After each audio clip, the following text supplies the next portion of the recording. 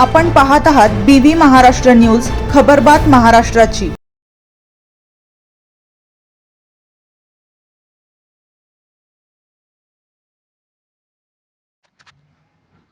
चिंचवे शिवारात भीषण अपघातात एसटी बसची दुचाकीला धडक, वृद्धाचा जागीच मृत्यू, एक जखमी। देवळा मुंबई आग्रा महामार्गावरील चिंचवे शिवारात सायंकाळी 4:30च्या सुमारास भीषण अपघात घडून एका वृद्धाचा जागीच मृत्यू झालाय, तर एक जण गंभीर जखमी झालाय। या घटनेमुळे परिसरात हळहळ व्यक्त केली जात आहे।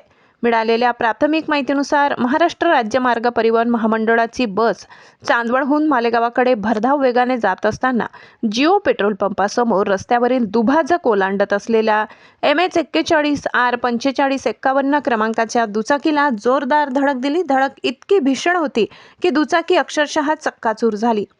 या अपघातात दुचाकीवर मागे बसलेले घमन संपत देवरे, वय अंदाजे 65, राहणार एरंडगाव, तालुका मालेगाव यांचा घटनास्थळीच मृत्यू झालाय।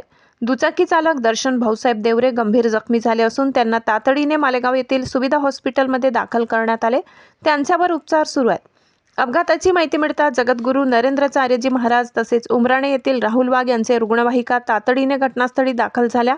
जखमींना त्वरित वैद्यकीय मदत देत पुढील उपचारासाठी मालेगाव येथे रवाना करण्यात आले।